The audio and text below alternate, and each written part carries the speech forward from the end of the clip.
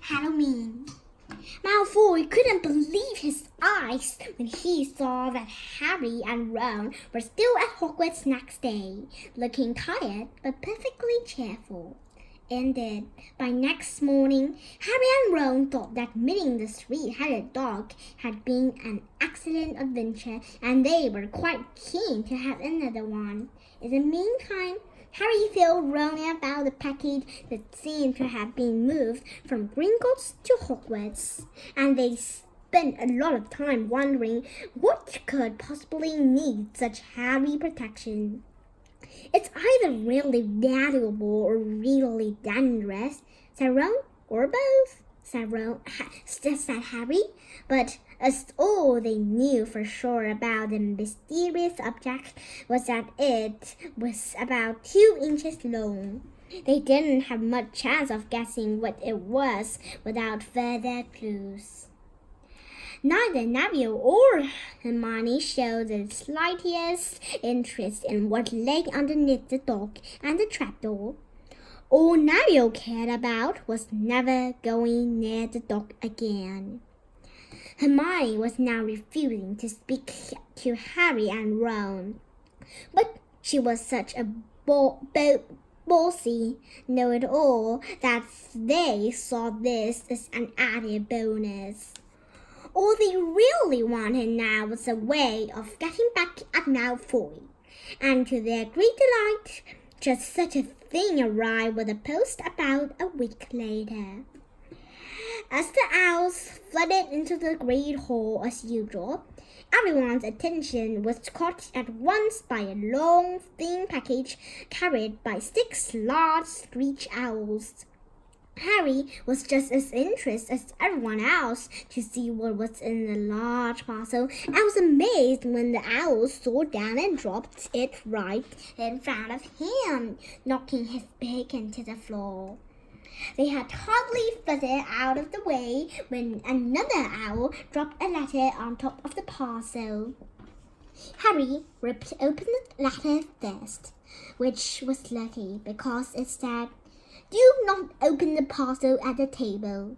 It contains your new Nimbus 2000. But I don't want everybody knowing that you've got a broomstick, or they'll all want one. Oliver Wood will meet you tonight on the Quidditch pitch at 7 o'clock for your first training session. Professor M. McGonagall." Harry had difficulty hiding his glee as he handed the note to Ron to read. "Nimbus 2000, Ron moaned earnestly. I've never even touched one."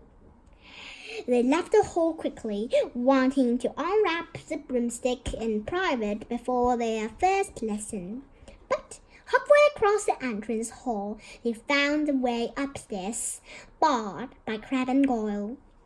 Malfoy seized the package from Harry and felt it. "That's a broomstick," he said, throwing it back to Harry with a mixture of jealousy and spite on his face. "You'll be for it this time, Potter. Visitors aren't allowed them." Ron couldn't resist it. "It's not any old broomstick," he said. "It's a Nimbus 2000. What did you say you've got at home, Malfoy? A Comet 260? Ron grinned at Harry. "Comets look flashy, but they are not in the same lag as a Nimbus." "What would you know about it, Weasley? You couldn't afford half the handle," Malfoy snapped back. "I suppose you and your brothers have to save up twig by twig." Before Ron could answer, Professor Flitwick appeared at Malfoy's elbow. "Not arguing, I hope, boys," he squeaked. "Potter's been sent a broomstick, Professor," said Malfoy quickly. Yes, that's right," said Professor Flitwick, beaming at Harry. "Professor McGonagall told me all about the special circumstance. Potter, and what model is it?" "A Nimbus 2000, sir," said Harry, fighting not to laugh at the look of horror on Malfoy's face. And it's really thanks to Malfoy here that I've got it, he added. Harry and Ron headed upstairs, smothering their laughter at Malfoy's obvious rage and confusion. Well, it's true, Harry chortled as they reached the top of the marble staircase. If he hadn't stolen Neville's Remembrall, I wouldn't be in the team. So I suppose you think that's a reward for breaking rules? Came an angry voice from just behind them. Hermione was stomping up the stairs, looking disapproving at the package in Harry's hand.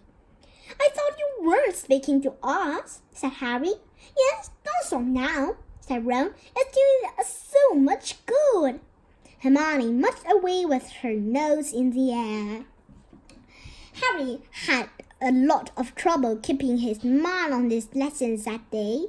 It kept wandering up to the dormitory where his new broomstick was lying under his bed, or straying up to the Quidditch pitch where he had been learning to play at night. He bolted his dinner that evening without noticing what he was eating, and then rushed upstairs with Ron to unwrap the Nimbus 2000 at last. Wow! Ron sighed as the broomstick rolled onto Harry's bedspread. Even Harry, who knew nothing about the different brooms, thought it looked wonderful. Sleek and shiny, with a mahogany handle. It had a long tail of neat straight twigs and Nimbus 2000 written in gold near the top. As 7 o'clock drew nearer, Harry left the castle and set off towards the Quidditch pitch in the dusk. He had never been inside the stadium before. Hundreds of seats were raising stands around the pitch so that the spectators were high enough to see what was going on. At either end of the pitch were 3 golden posts with hoops on the end.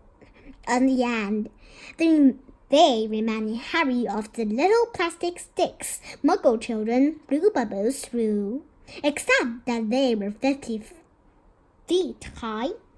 Too eager to fly again to wait for wood, Harry mounted his broomstick and kicked off from the ground. What a feeling! He slipped in and out of the goalposts and then sped up and down the pitch. The Nimbus 2000 turned wherever he wanted at his lightest touch. Hey, Potter, calm down! Oliver Wood had arrived. He was carrying a large wooden crate under his arms. Harry landed next to him. Very nice, said Wood, his eyes glinting.